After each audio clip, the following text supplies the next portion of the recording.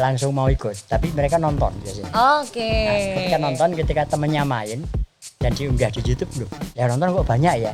Mereka nonton. Nah, jadi akhirnya karena setiap anak muda pasti ingin ruang kreasi, ingin ruang aktualisasi juga, ya. ya kan? Nah, sehingga itu kemudian menarik mereka untuk ikut terlibat. Nah, dan itu hebatnya Nisa, sampai sekarang itu kami tidak punya dana produksi. Narasi lintas generasi, satu acara mendiskusikan pemikiran-pemikiran kritis, pemikiran-pemikiran alternatif dengan sudut pandang yang mampu membantu memecahkan problem bangsa. Ruang publik kita yang ditandai oleh kekumuhan, caci maki, emosi, dan hasrat untuk saling membenci harus disudahi. Mari kita ikuti narasi lintas generasi, berdiskusi tanpa caci maki.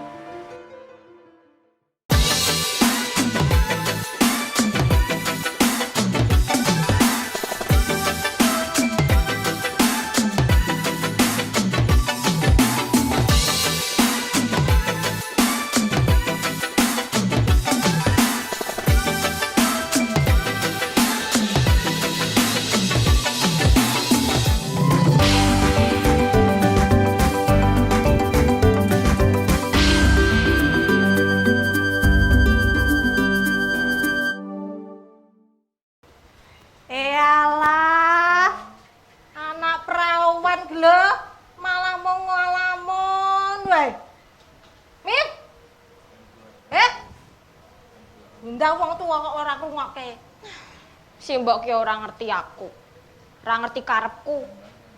Si mbok ngerti ora? Nek ponang ki ket wingi-wingi ki dolane karo aku.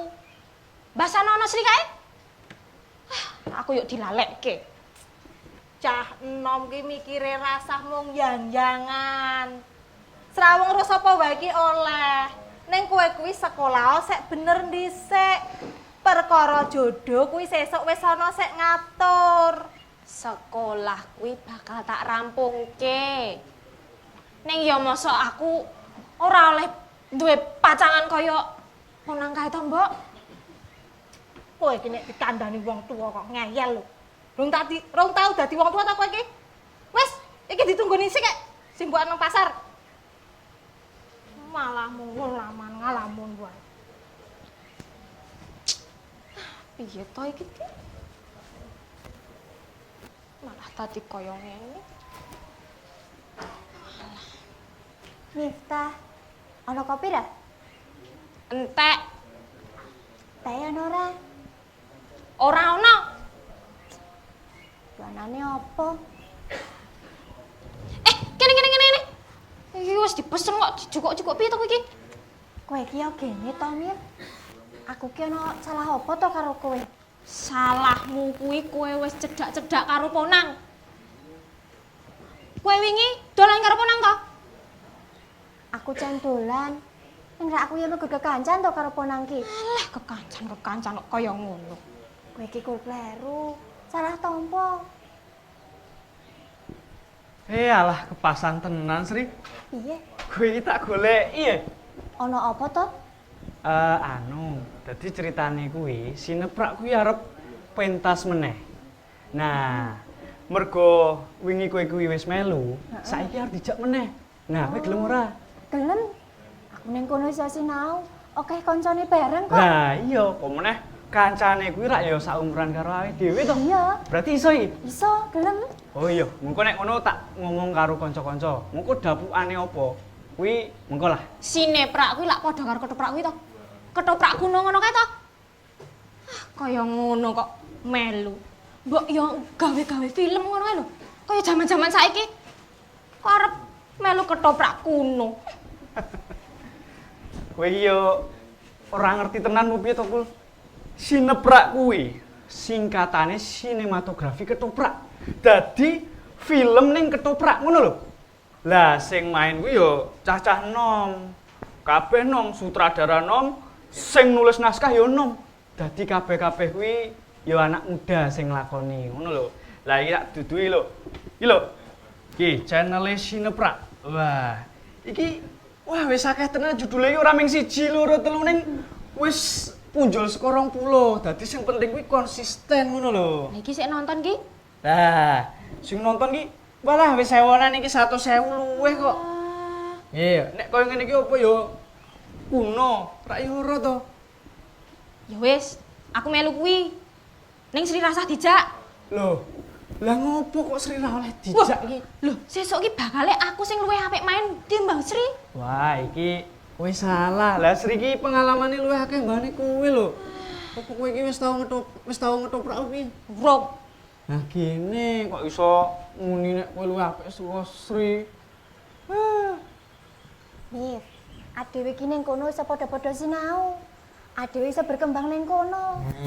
Permeneh, aku ro ponang iki kudu kekancan nang kampus. Nah, aku ki ming kekancan karo Sri.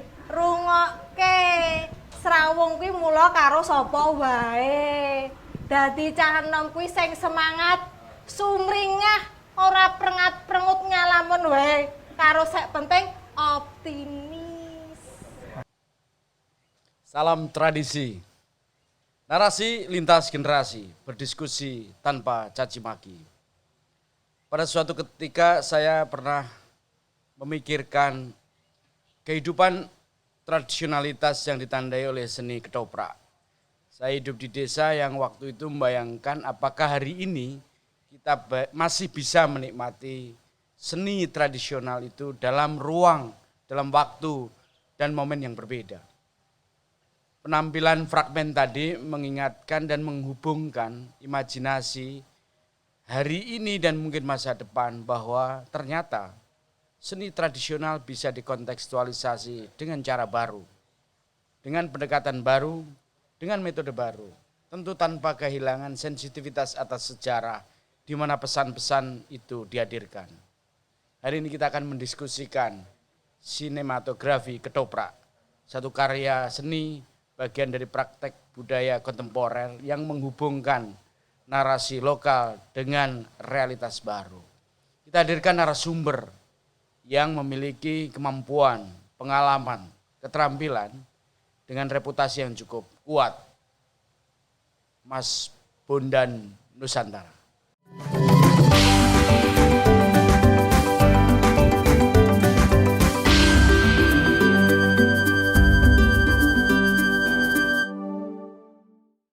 Iya, narasi lintas generasi, diskusi tanpa caci maki. Dan masih kali ini bersama saya, Anissa Hirtami. Saya juga masih ditemani Mas Ari dan tadi sudah dipersembahkan ya Mas Ari. Hari ini kita punya narasumber yang luar biasa, Pak Bondan. Apa kabar Pak Bondan? Ya, kabar baik Anissa. Kabar baik, ini Selalu lama baik juga dan gak ketemu sehat. ya. Aduh, senang sekali. Dan semangat ya semangat. pastinya ya Pak Iyalah. Bondan ya. Sutradara harus semangat. Radara kayak betul. Nah ini tadi udah disinggung sedikit sama Sari ya soal seni tradisi ketoprak gitu, dan Pak Bondan ini sudah menggeluti ketoprak itu bahkan sebelum saya lahir gitu. Tadi Iya. dari tahun 70 ya, Iya, Pak betul. Bondan. Baru berapa belas tahun kemudian saya baru lahir dan Pak Bondan sudah mengawali ini. Nah, ini menarik sekali kalau tadi kita selalu menyaksikan ya di setiap kita akan memulai diskusi kita di narasi lintas generasi ini kan selalu ada fragmen ya istilahnya ya. Fragmen dari sinepra gitu. Sinepra kepanjangannya sinema ketoprak. Sinematografi. Sinematografi ketoprak ya. Nah, ini kan menarik bagaimana kemudian Pak Bondan di sini istilahnya kalau saya boleh bilang ini kan generasi bapak-bapak nih. Ya. Karena aku generasi mudanya Generasi nih, senior milenial. gitu aja. Generasi senior. analog. Nah, generasi Iya, iya, analog iya. ya. Sekarang generasi digital. Ya, nah kemudian mengawinkan seni tradisi ini dengan yang anak-anak sekarang, Iya. yang digital kayak gitu, dan bahkan ini kan juga ditayangkan di kanal-kanal yang kita gampang mengaksesnya ya, nih YouTube ya Betul. misalnya ya. Nah ini awal ide ini bisa datang tuh gimana tuh Pak Bondan? Sebenarnya kan awalnya dari kepepet. Oh gitu, oke. Apa takut nggak payu? Jadi gini Anissa, Iya. Sari. Bulan Mei itu kan ada aturan baru pemerintah, tidak boleh lagi ada pertunjukan di panggung Oke. yang ditonton langsung oleh masyarakat. Waktu pandemi ini ya. Pandemi. Oke. Nah, kemudian teman-teman muda ini kumpul ngobrol gitu terus, wah ini kita harus ngapain Pak Bondan ini? Kok kita jadi boring di rumah terus, sekolah nggak boleh berangkat, terus nggak boleh pergi dari rumah. Ya. Sudah kita bikin aja yuk. Gitu. Karena teman-teman muda ini sudah setahun itu mereka mencoba ikut ketoprak gitu, terus ya kita punya ide untuk bikin ketoprak tapi dengan apa skala kecil dan lokasinya tidak di panggung tapi di alam terbuka. Oke. Nah, gitu. Jadi pemainnya ya sekitar setiap kelompok kita bagi paling banyak 10 gitu. Paling banyak 10 dan itu kemudian dicoba di launching di kanal YouTube. Ya. Nah, karena saya juga generasi analog dan tidak tahu YouTube ya saya serahkan ke anak-anak. Aku pokoknya maunya kalian mau bikin sesuatu tak bantu. Tapi untuk soal teknis digitalnya kalian yang lebih paham gitu. Jadi ini kerjasama antara generasi tua dengan generasi muda. Napas kan lintas generasi ini tadi ya. Iya, ini sebenarnya kalau dalam istilah Mas Ari kan ya berpikir alternatif itu kan tidak hanya dalam soal politik, demokrasi, tapi juga dalam soal kesenian. Bagaimana kesenian yang mungkin sudah semakin sedikit penggemarnya, mungkin sudah semakin berkurang, itu menjadi bisa dinikmati lagi. Dan oleh anak muda. Karena saya berpikir gini Anissa. Iya. Pemilik ketoprak masa depan itu anak muda. Bukan lagi saya, bukan lagi teman-teman saya yang senior, tapi anak-anak muda. Oleh sebab itu saya banyak menyerahkan seluruhnya pada anak-anak muda. Aku cuman ngancani lah istilah saya ngancani. Jadi kemudian urusan kamera, urusan edit, urusan macam-macam itu anak-anak muda. Dan mereka anak-anak muda putus sekolah loh. Kameramenku 3 itu anak muda putus sekolah SMA. Kita ajarin bareng gitu kan. Saya bilang, Sinau ini pripun Pak Bondan gitu kan. Loh, kamu kan bisa lihat YouTube. Bagaimana menggunakan kamera, misalnya gitu. Kan mudah sekali belajar anak muda. Tutorialnya kan banyak sekali. Betul. Bagaimana cara edit, pakai program apa? Saya yang bisa menunjukkan. Nah, kalian punya HP kok, kalian punya alat untuk mencoba bagaimana menelisik cara editing dan sebagainya, cara akses pengambilan ilmu gambar. Pengetahuannya di situ ya. Tentu memang ya saya sadar bahwa mereka bukan kameramen profesional, tapi setidaknya mereka berani mencoba. Mencoba dan hasilnya nyata bahwa kemudian ternyata banyak ditonton orang. Ternyata salah satu efeknya adalah karena yang main anak-anak muda. Mungkin kalau yang main saya malah nggak ditonton orang karena teman-teman saya sebagian sudah mati gitu loh. Kalau anak muda kan temennya banyak sekali. Kira-kira gitulah awal kelahirannya Sineprak itu dari kepepet, kemudian muncul pemikiran alternatif, kemudian dikerjakan secara gotong royong. Gotong royong masing-masing berperan menurut kemampuan masing-masing. Oke, jadi sebenarnya ini juga respon Pak Bondan ya sebagai seniman ketoprak tradisi terhadap pandemi ya, bahwa akhirnya kemudian dengan keterbatasan waktu itu akhirnya bagaimana caranya supaya itu bisa mengolah dan tetap berjalan kayak gitu ya. Nah, tadi kan yang sempat menarik juga kemudian pemilihan lokasi kenapa di alam terbuka itu apakah juga masih ada kaitannya dengan pandemi ya gitu kan? Ada sempat aturan yang kalau bikin acara itu lebih baik di tempat yang terbuka kayak gitu tidak tertutup atau memang itu bagian dari konsep? Sebenarnya awalnya memang kita menghindari aja supaya kalau di tempat tertutup kan menjadi artnya menjadi terbatas. Maka kemudian kita lebih bebas di alam karena kemudian kita bisa memilih lokasi yang macam-macam gitu kan. Dan yang kedua anak-anak juga bisa dolan. Oke, sekaligus begini ya. Biar refreshing gitu ya. Iya, refreshing, tidak di rumah boring gitu kan. Kan ya, kalau bahasa Jawa. Pandemi itu bagi anak muda kan ada beban psikologis untuk wah itu loh. Yang nggak bisa main, nggak bisa ketemu teman dan sebagainya. Nah, kita kasih ruang. Tentu dibagi dalam kelompok-kelompok, tidak seluruhnya syuting bareng enggak gitu. Paling sekali syuting itu 15 orang, kameramen 3, kemudian pemainnya maksimal 10, yang 2 tambah 1 saya, 1 penata kostum, sudah selesai.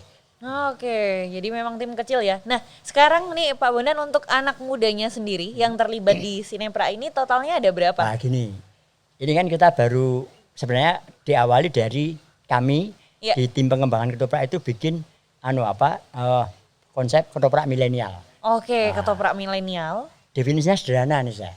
Apa tuh ketoprak milenial itu? Pokoknya yang main milenial, yang nonton juga harus milenial. Oke. Ya itu kemudian mereka kumpul. Dari milenial untuk milenial. Gitu, kira-kira gitu. Saya pikir saya gini, kalau dalam istilah itu, burung yang bulunya sama pasti akan berkumpul. Nah ketika saya ngambil anak muda 10, dia punya teman lebih banyak, dia akan kumpul ke sini. Nah itu jadi banyak. Sekarang jumlahnya udah 317 lebih. Anak muda. Banyak ya, 300 ya. Dan dari 5 daerah loh, tidak menjadi kota loh. Dari mana aja 5 daerah tuh Pak Bondan? Kota Yogyakarta, Kulon Progo, Sleman, Gunung Kidul dan Bantul. Oke, satu provinsi daerah Ya. istimewa. Baru masuk itu. Iya. Kenapa? Kamu kan milenial. Oh boleh, iya, aku dulu juga berproses bareng nih pernah nih sama Pak Bondan nih. Kalau Mas Ari gimana nih, Mas Ari melihat hal ini nih? Kalau kreativitas Mas Bondan ini bagian dari menemukan antara kondisi real bahwa pandemi ini memang harus kita taati aturannya supaya ini kita juga menjaga kebutuhan bareng. Yang lain ada kebutuhan juga ya.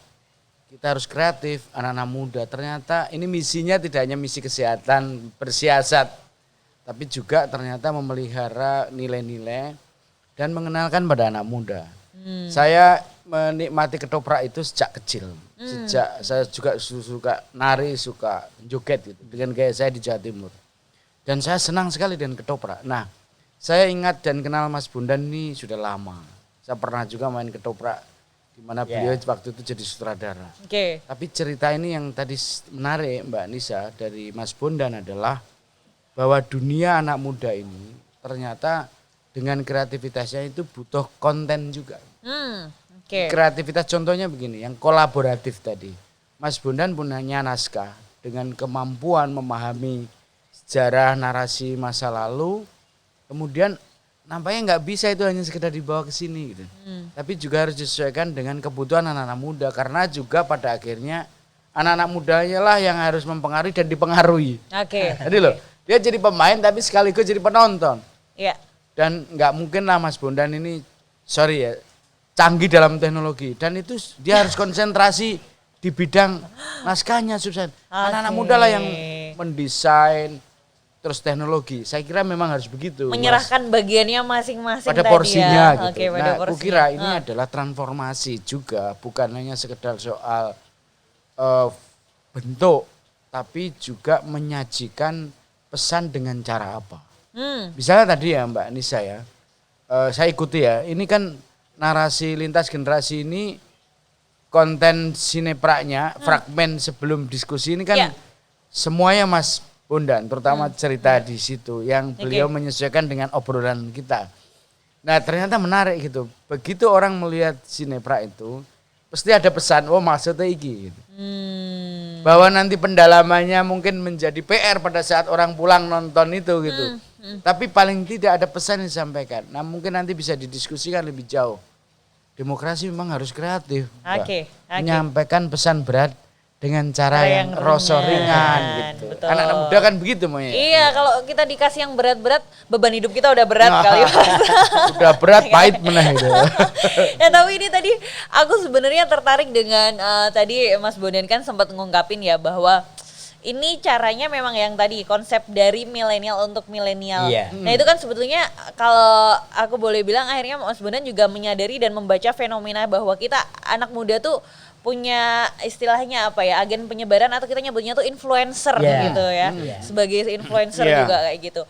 Nah tapi di satu sisi nih tadi aku juga nonton fragmennya ini kan ya Mas Bondan, terus ada benernya juga ya bahwa kalau kita kembali lagi ke anak muda dan ketoprak gitu, ya teman-teman saya itu selalu masih kayak aduh ketoprak kok kuno gitu. Nah ketika proses ini untuk sineprak ini ada nggak sih yang kemudian anak-anak muda yang nggak tertarik ini kan ketoprak kan kuno, nggak aku banget kayak gitu. Saya kayak hal-hal Biasanya kayak gini, gitu tuh. Anissa, biasanya gini. Mereka tidak langsung mau ikut, tapi mereka nonton biasanya. Oke. Nah, ketika nonton, ketika temennya main dan diunggah di YouTube loh, ya nonton kok banyak ya. Mereka nonton. Nah, jadi akhirnya karena setiap anak muda pasti ingin ruang kreasi, ingin ruang aktualisasi juga. ya. Iya kan? Nah, sehingga itu kemudian menarik mereka untuk ikut terlibat. Nah, Dan itu hebatnya Anissa, sampai sekarang itu kami tidak punya dana produksi. Oke. Jadi kamera itu pinjam Iya. teman, kostum pinjam teman, pemain tidak ada honor. Semua pemain tidak ada honor. Oke.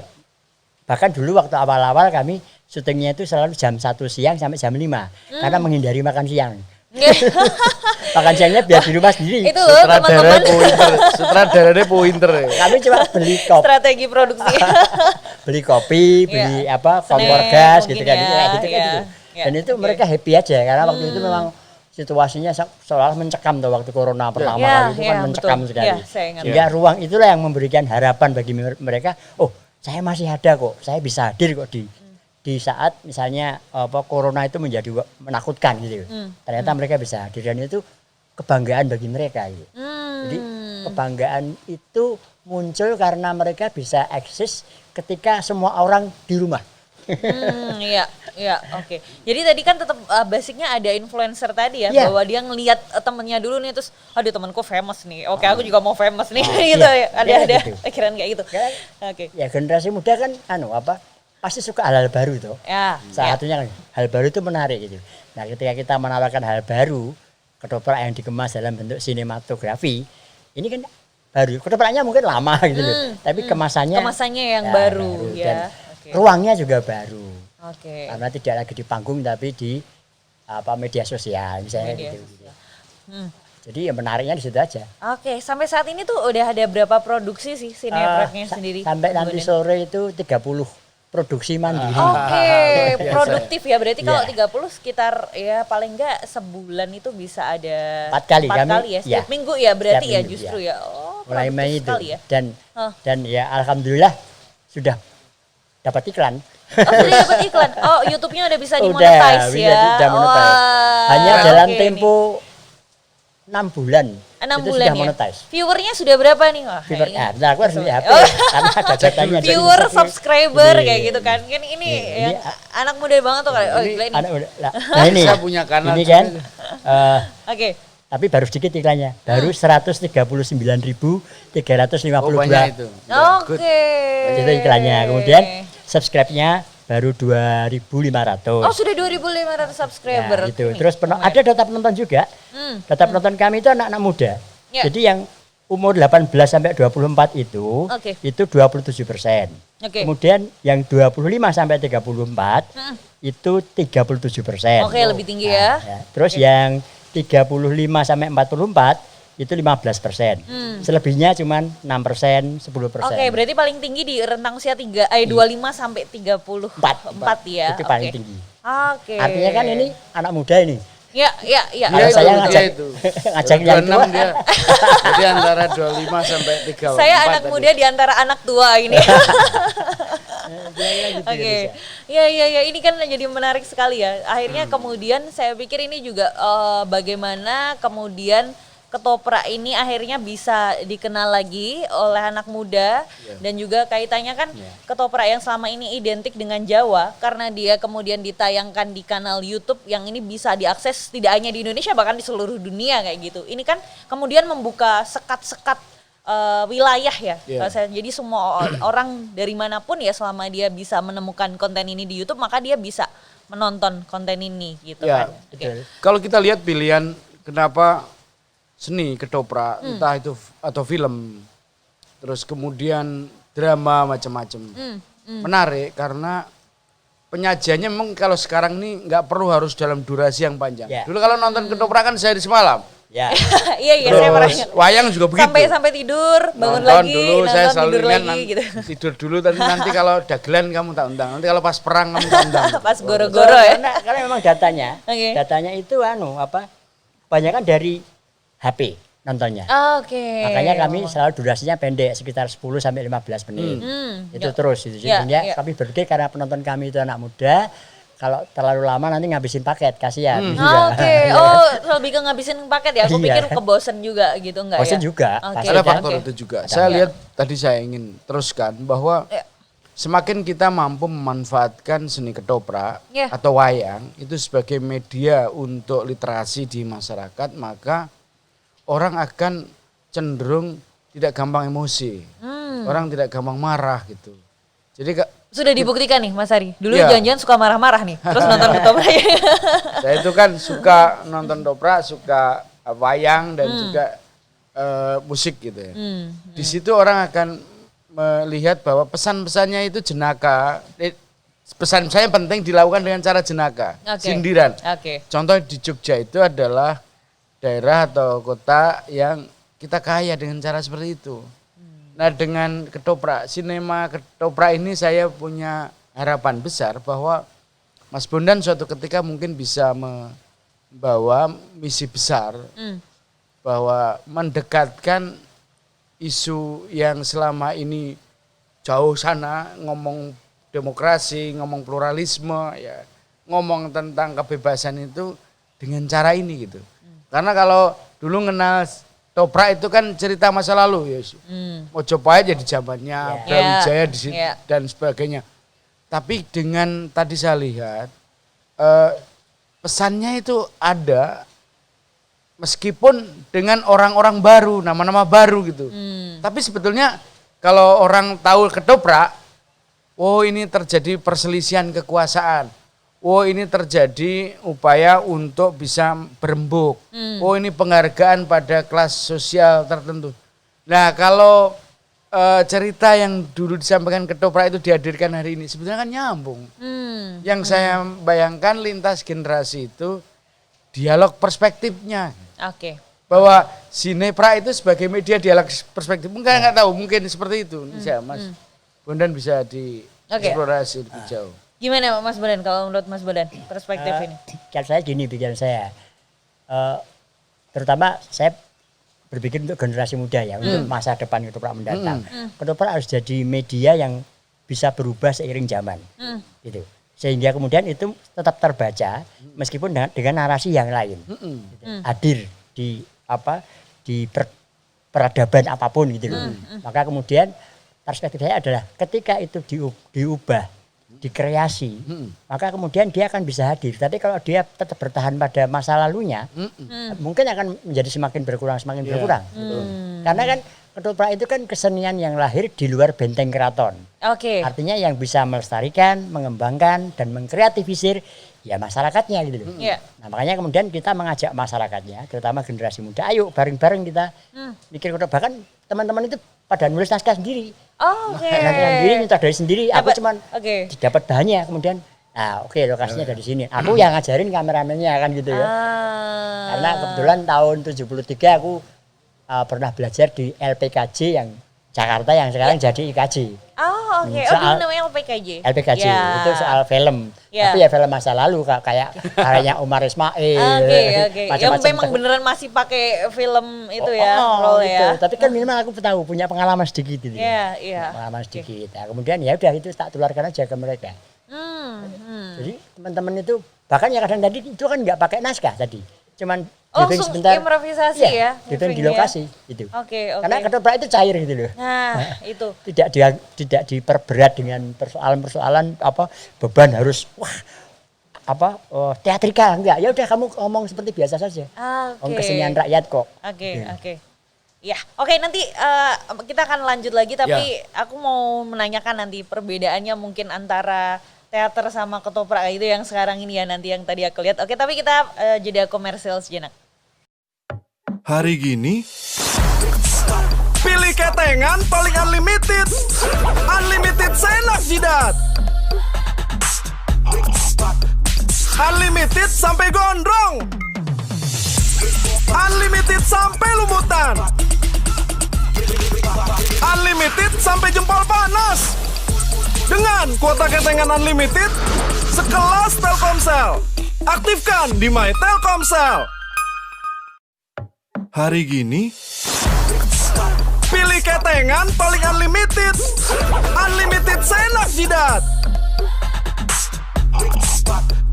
Unlimited sampai gondrong. Unlimited sampai lumutan. Unlimited sampai jempol panas. Dengan kuota ketengan unlimited sekelas Telkomsel. Aktifkan di My Telkomsel.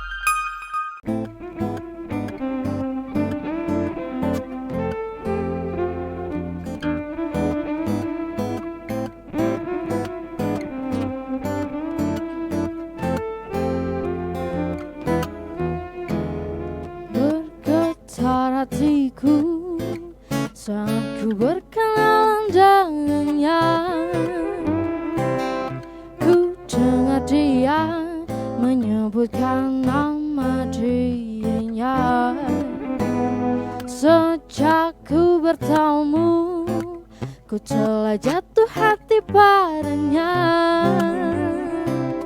Di dalam hati telah menjelma cinta, dan bawalah aku selalu dalam mimpi.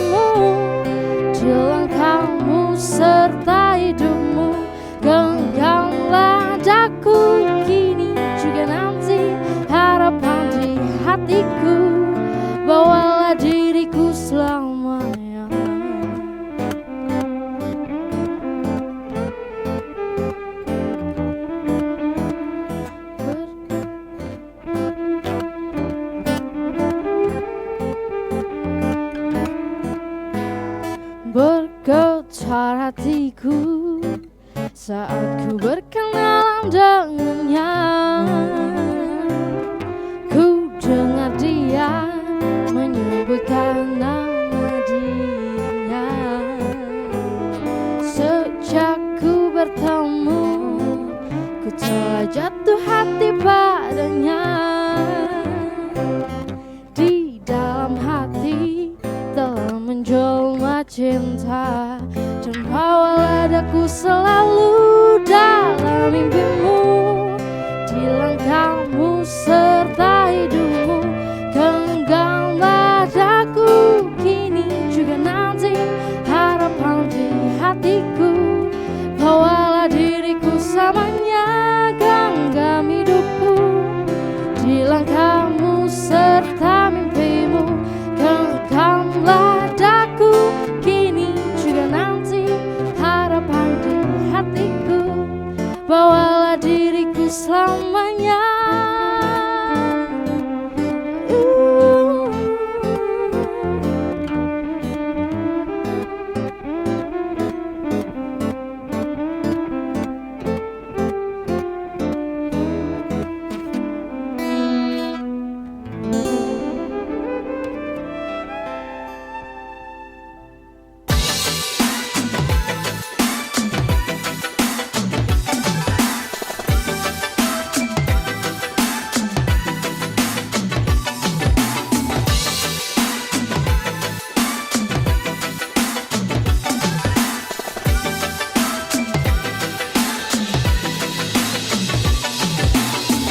Oke, balik lagi ya, masih di narasi lintas generasi, diskusi tanpa caci maki. Nah, masih sama Pak Bondan juga narasumber kita pada hari ini ya. Pak Bondan tadi kan sempat disinggung bahwa kalau fragmen ketoprak yang tadi sineprak ya, yang kita saksikan di awal diskusi ini kan dia cair, jadi tidak ada tuntutan untuk terlalu teatrikal, jadi nggak ada naskah ya, briefing sebentar. Nah kemudian yang mau saya tanyakan akhirnya, kalau kemudian ada pertanyaan kayak gini nih dari saya, terus kemudian apa yang membedakan bahwa dia itu adalah ketoprak dan dia itu teater mungkin istilahnya, atau sebetulnya itu hal yang sama?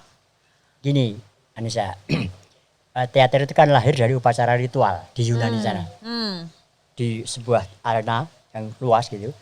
Kemudian mereka tanpa pengeras suara waktu itu tentu, maka semua dialog, semua ekspresi harus dilebihkan. Misalnya aku tidak mau, kayak gitu. Kalau ketoprak enggak cukup aku mohok gitu loh. Itu dari sisi cara bermain. Belum lagi soal ini business acting ya. Kalau di teater modern itu pasti acuannya kepada tradisi barat dan mungkin tradisi nasional Indonesia. Tapi ketoprak enggak bisa acuannya pada teater barat. Karena orang Jawa tidak pernah bergaya seperti orang barat. Orang Jawa itu ya orang Jawa. Bahwa dia ngomong bahasa Indonesia pun orang tahu ini cah Jawa ini medok. Sehingga bahasanya juga biasa-biasa saja. Itu dari sisi dialog dan juga acting. Acting kan nggak ada orang Jawa duduk kakinya di atas meja gitu. Nah, di teater sangat mungkin gitu untuk menunjukkan arogansi seseorang, ya kayak film-film Hollywood lah gitu, kakinya di atas gitu kan. Kalau ketoprak nggak mungkin. Jadi tradisi Jawanya yang kita pertahankan. Soal ekspresinya tetap orang Jawa, bukan orang lain. Tidak menjadi Robert De Niro misalnya. Misalnya kayak gitu. Tidak menjadi pemain-pemain Hollywood yang terkenal ya jadilah kamu sendiri. Gitu. Jadi menjadi diri sendiri, dan itu ketika kemudian mereka menjadi diri sendiri, tampil dan kemudian mereka merasa enjoy, nah itu bagus. Kepercayaan diri mereka makin tinggi kan gitu. Dan ketoprak itu kan juga sebenarnya kalau kita bilang sih kita itu punya konsep 3 nih ya. Di sineprak ini kesepakatan bersama juga yang bikin anak-anak semua. Ayo kita landasannya apa ini main sineprak ini gitu. Satu adalah komitmen. Komitmen. Jadi kesepakatan bersama harus bagi komitmen. Gitu kan. Yang kedua disiplin. Kalau sudah menyetiai komitmen ya disiplin. Latihan jam 3 jam 3, latihan jam 4 jam 4, latihan 2 jam 2 jam, nggak boleh lebih. Kemudian yang terakhir niat baik. Itu saja. Maka kemudian kita punya metodologi. Kalau latihan itu kita 2 jam, datang mereka HP off semua. Oke. HP off semua, nggak boleh pegang HP. Waduh. 1 oke. jam, istirahat, Ya. minum, makan bisa. makanan kecil, Waduh. Ya, boleh bisa, buka HP. bisa lah. Kalau emang udah komitmen harus bisa Iya. dong. Ya. Itu Oke. 10 menit, Oke. habis itu latihan lagi. Oke. 1 jam lagi baru buka HP. Oke. 2 jam kan? Nggak 2 boleh jam. buka HP ya? Artinya memang kadang-kadang orang itu kan menganggap anak-anak muda itu nggak disiplin. Iya. Iya betul. Salah. Ya, Ternyata ada anggapan bisa, yang Ternyata seperti itu. bisa. Bikin komitmen dulu loh. Ah, Ayo Ya. kita mau kebagian aturannya, aturan ya, mainnya. aturan yang disepakati Rule bersama of the kan. game-nya gimana Iya, kan gitu aturannya ya. di depan. Gitu ya, di depan. Jadi kalau terlambat bahkan terlambat 5 menit lebih nyanyi. Oke. Emang Ada reward and punishment-nya kan Oke, gitu. Oke. Kira-kira kayak gitu. Jadi itu juga bisa mendidik anak-anak untuk mendisiplin diri. Minimal berkurang megang HP 2 jam kan gitu kan. Ya. Karena aku jelasinnya ke sini teman-teman itu. Kalian punya waktu 24 jam kan. Tidur 8 jam, sekolah 8 jam. Ya masih berapa? 28 jam, 8 jam. Oke, pacaran 2 jam masih 6 jam. Main game 2 jam masih 4 jam. Aku minta 2 jam aja gitu. Kalian masih bisa macam-macam, aku minta 2 jam aja. Oke, ya oke, sudah ayo. Nah, gitu. Jadi tapi ya latihannya memang kesepakatan ya harinya dan jamnya kesepakatan. Tapi kami nggak pernah latihan malam. Paling malam jam 7 harus selesai. Oke. Gitu. Jadi karena anak-anak muda. Ya. Mungkin ada yang dan mau masih apa bujang ya? juga kan. Ya, oke. Kalau malam-malam nanti kan khawatir Mau juga. pacaran ya. Nanti kamu kok malah latihan ketoprak, pilih aku apa ketoprak gitu kali ya. Gitu. Ya, kira-kira gitu. Jadi dipermudah. Karena teknologi itu menurut saya memudahkan, tidak menyulitkan justru. Untuk ketoprak adanya YouTube, adanya kanal-kanal IG, FB dan lain-lain itu justru itu peluang bagi kita semua, bagi generasi muda untuk tidak sekedar obrolan, baca berita, tapi memberi sesuatu memberi isi pada ruang-ruang itu. Oke. Seni yang mengkolaborasikan beberapa pihak itu menarik ya, termasuk tadi cerita Mas Bondan, anak-anak muda dengan senior, cerita masa lalu dikontekstualisasi sekarang dengan instrumen baru. Bahkan acara kita aja kolaborasi juga ya, dengan seniman. Ini ada Mas Riyadi Srintel nih, diam-diam Oh lagi. iya, Mas Ri ini kan pelukis lama teman saya juga itu, Mas Ri. Nah ini sekarang sedang Lagi melukis gambar, ya. bangunan Melukis, nih melukis. nanti. Dan lagi Anissa kami juga punya teman anak-anak itu punya saya selalu optimis terhadap anak-anak itu karena mereka juga punya keinginan untuk niat baik itu loh. Sehingga kemudian ketika kita mengorganisir terjadi kesepakatan ya sudah. Dan yang menarik lagi dalam komunitas kami itu nggak ada ketua, nggak ada sekretaris, nggak ada bendahara, nggak ada apa. Ini semacam komunitas saja. Oke. Jadi nggak ada pengurusnya. Karena saya paham ketika anak muda itu di drive seperti Tempo dulu. Ketika zaman Mas Ari jadi aktivis, saya kadang-kadang diajak gitu kan. Itu kan ada strukturnya. Iya. Nah sekarang ini Sekarang ternyata beda, nggak lebih ada. cair ya. Lebih cair. Guyon biasa dengan saya juga guyon biasa. Saya juga harus menyesuaikan diri dengan mereka. Makanya saya pernah bilang Mas Ari, aku raiso nek kon macak tuwa. Karena kancaku cah nom-nom. Oh, ndak aku entuk tuwa gitu loh. Forever young gitu ya. Ya, strateginya kan harus gitu tuh. Iya. Gitu. Jadi itu Oke. aja. Oke, ini menarik. Nah, saya juga pengen tahu nih Pak Bondan, tadi kan juga ada disinggung ya kalau teman-teman muda ini yang terlibat di Sineprak ini juga mereka juga menulis naskah kayak gitu sendiri. Nah, ini terus ide-ide ceritanya itu akhirnya datangnya tuh sebetulnya dari mana? Kemudian Pak Bondan di sini tetap sebagai sutradara, intervensinya sejauh apa sih dalam segi kreatifnya di anak-anak muda ini? Begini, kalau dulu semua jenis pertunjukan ketoprak itu di tangan sutradara tunggal, satu orang. Oke. Saya tidak begitu, karena dunia sudah berubah. Kita ngobrol, yuk mau bikin cerita apa gitu, bareng-bareng ngobrol. Ceritanya ini, ya sudah bikin aja. Kalau misalnya ada adegan yang menurut saya kok nggak enak gitu, kok aku ora penak ya nek ini piye.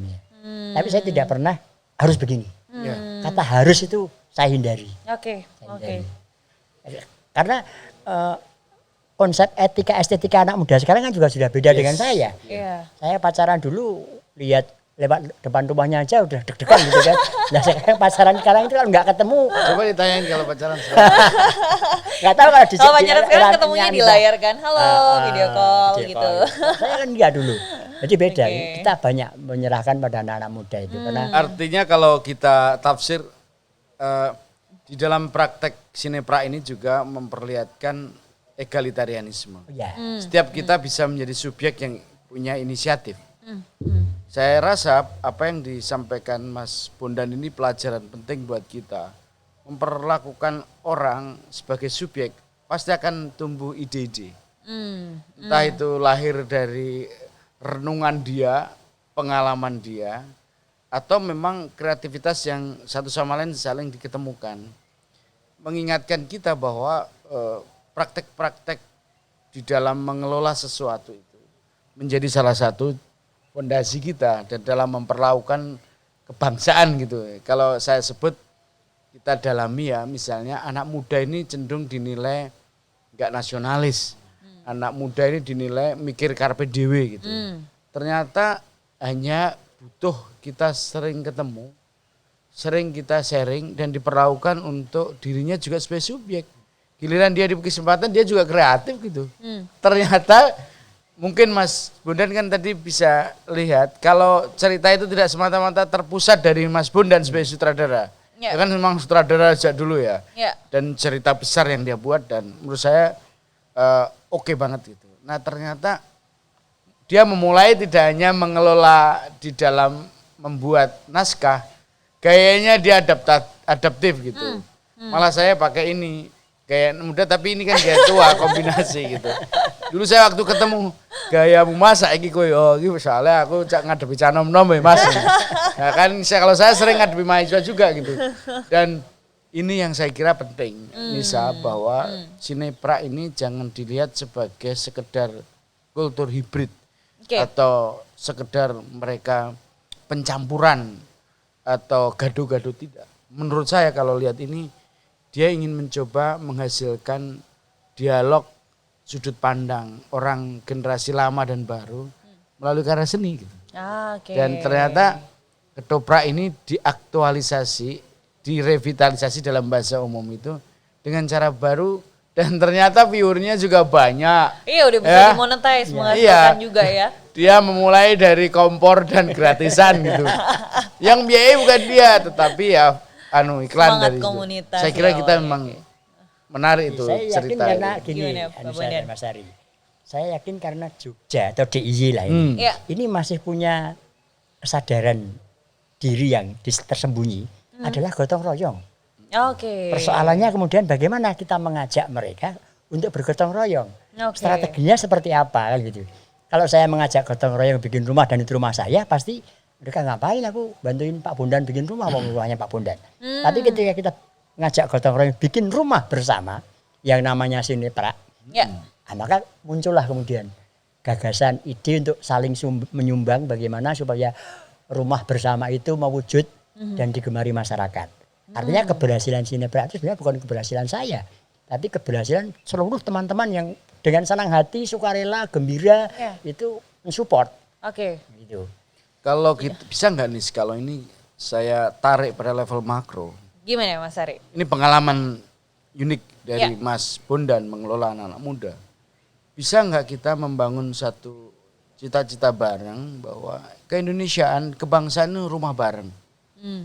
Jangan kau rusak, tapi kita bangun bareng gitu. Nah, bagaimana memperlakukan masing-masing komponen?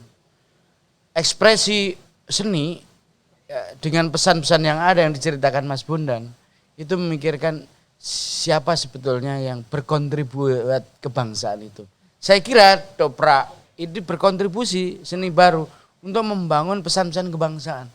Pikiran saya begini, kalau kita menjadikan kebangsaan, keindonesiaan sebagai rumah bersama, maka akan ketahuan nanti siapa yang menggergaji, terus siapa yang membuat erosi, dan siapa yang terus aktif membangun semakin tumbuh berkembang rumah ini gitu. Dan cerita ini yang diambil dari praktek lokalitas Jogja misalnya. Saya punya keyakinan daerah-daerah yang lain juga bisa. Misal di Kalimantan, di Papua dengan cerita-cerita lokal mereka dengan seni mereka. Ini salah satu contoh aja dalam bentuk sinepra. Tapi bisa jadi bahwa semangat keindonesiaan kebangsaan itu di Jogja ditampilkan Mas Bondan dengan sinepra, nanti di Papua dengan apalagi di Kalimantan dengan pergulatan kebudayaan lokal juga punya sumbangsi membangun keindonesiaan itu. Dengan cerita-cerita lokal gitu ya. Iya, setuju saya. Itu kan sebetulnya kemudian akhirnya kalau saya sebagai anak muda melihat itu kan sebagai sebuah semangat kolaborasi juga ya untuk sama-sama bertumbuh kayak gitu. Jadi semangatnya itu bukan lagi semangat untuk saling berkompetisi, menjatuhkan sama lain, tapi ketika kita bertemu, yuk kita bisa bikin apa nih? Kita bisa membangun apa nih yang barangkali kalau tadi mungkin Mas Hari singgung juga, oke, kita kira-kira sumbangsi apa sekecil apapun kita untuk kebangsaan ini seperti itu yang bisa kita berikan kayak gitu anak muda dan saya sebetulnya mulai melihat itu juga ada gitu walaupun bisa jadi mereka belum punya, kadang-kadang belum ada framing tapi sebetulnya mereka sudah memberikan sumbangsih juga untuk bangsa ini dimulai dari hal-hal yang paling dekat lah dengan kita ya dari teknologi, dari media sosial, kemudian startup mungkin hal-hal seperti itu sudah mulai terbangun. Nah itulah saya pikir juga diperlukannya makanya ada dialog seperti ini ya lintas generasi jadi sama-sama yang tua belajar dari yang muda juga sama-sama belajar dari yang tua gitu. Kalau politik itu kan berisi klaim, itu biasa. Kalau kebudayaan itu berisi tentang apa yang kita bisa refleksikan dengan mencerminkan realitas yang ada. Sinepra itu bercerita tentang realitas dengan gaya seni. Politisi mengartikulasikan kepentingan untuk juga cita-cita gede gitu. Ini sedang berkontestasi. Saya berharap juga Indonesia membaca kekayaan yang ada ini dan ketepatan kita memperlakukan potensi yang ada.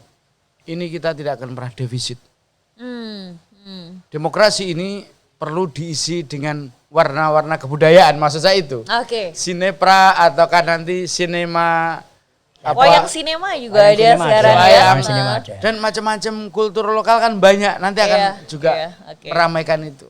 Dan ini seperti Mas Ari katakan tadi, kan dunia medsos, dunia maya kita kan dipenuhi dengan informasi jutaan ya, yang kadang-kadang menimbulkan permusuhan gitu kan. Nah, kita Sinepra dan juga mungkin narasi lintas generasi ini menjadi penyeimbang, menjadi satu jalur sendiri.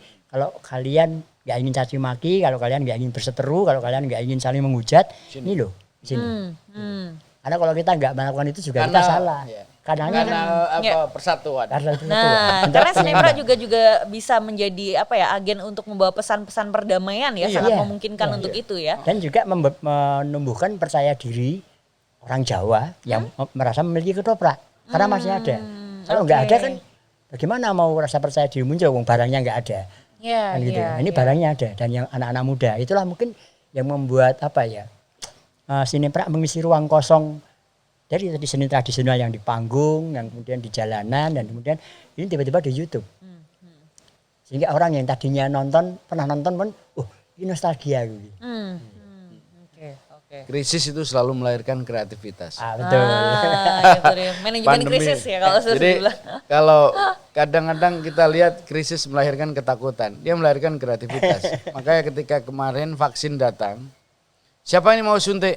Presiden Jokowi ini hebat sekali. Ini gratis untuk vaksin pada rakyat dan saya mulai jadi disuntik sebagai orang pertama. Untuk orang pertama.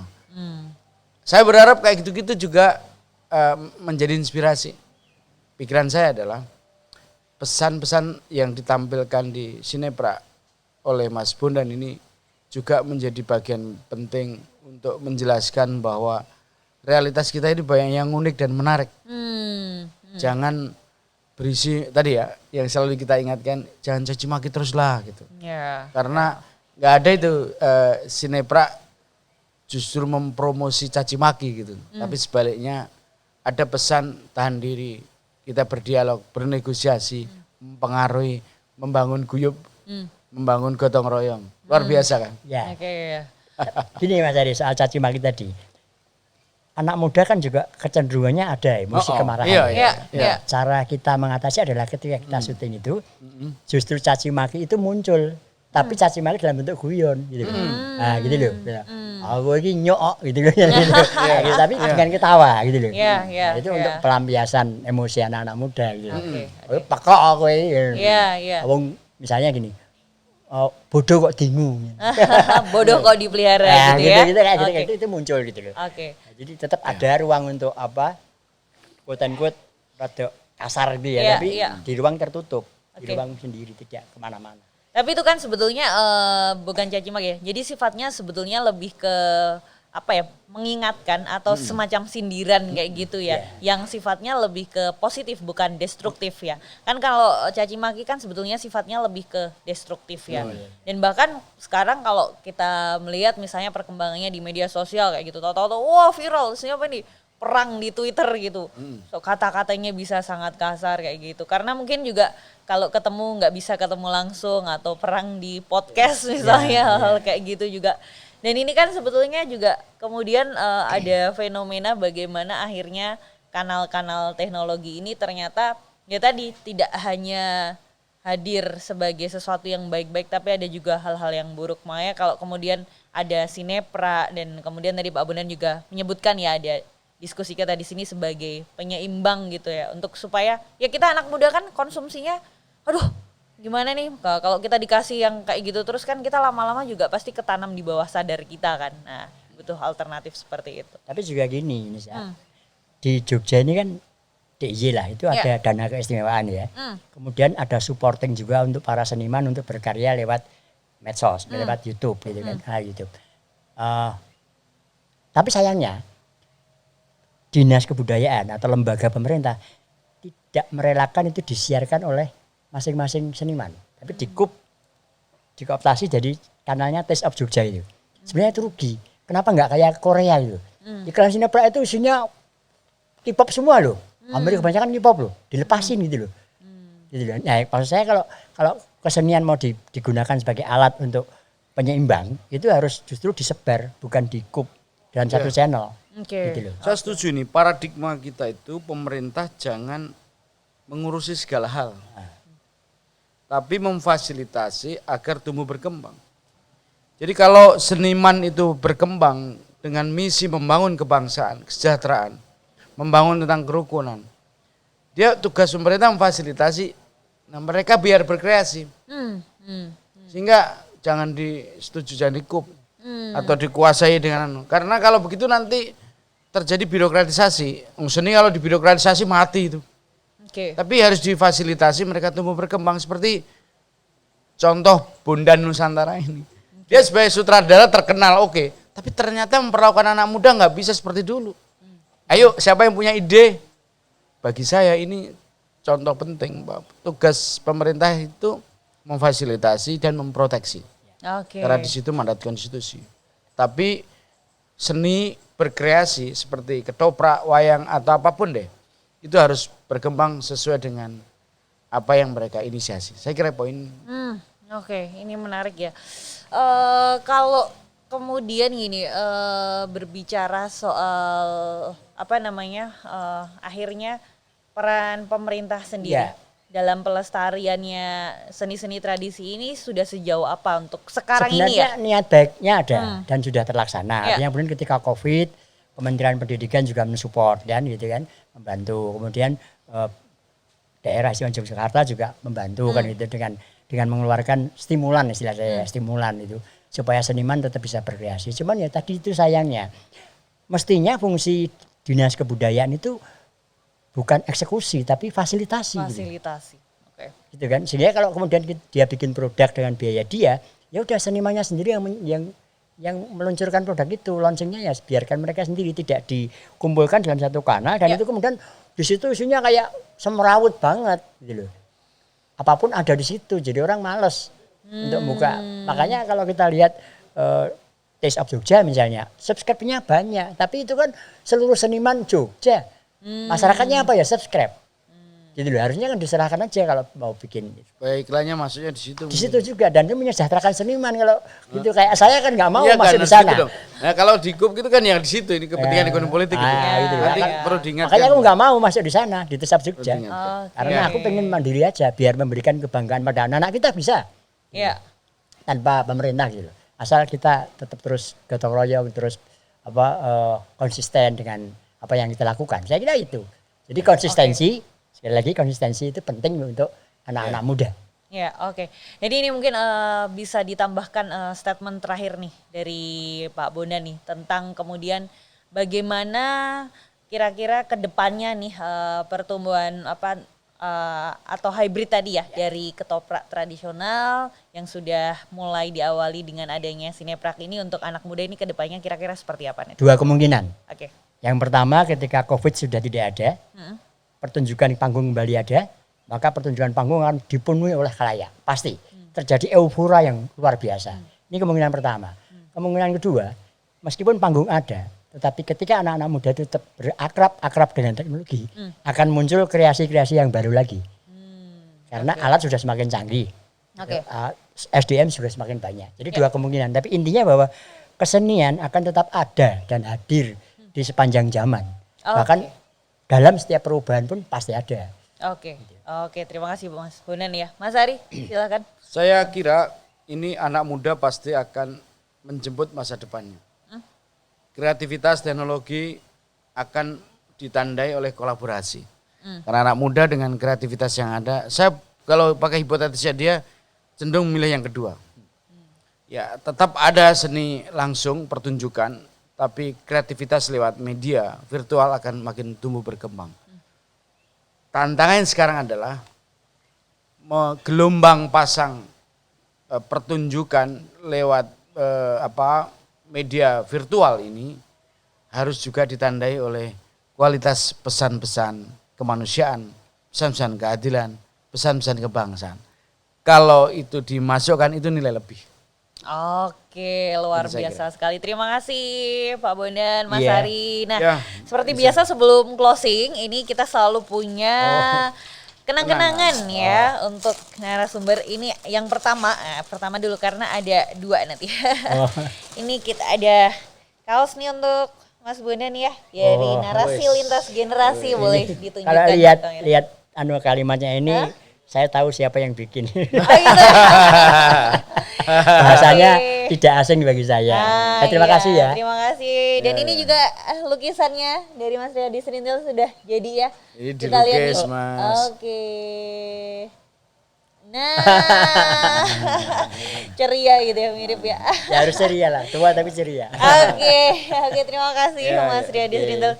Oke, terima kasih ya sudah menyaksikan narasi lintas generasi. Acara ini dipersembahkan oleh Jampro Kreatif in association with Sanggar Maus Tradisi dan diselenggarakan di G-Spot, Gallery of Serendipity and Opportunity dan supported by Telkomsel, The Real 4G LTE. Oke, sekali lagi saya mengucapkan terima kasih untuk Mas Bondan dan juga Mas Ari.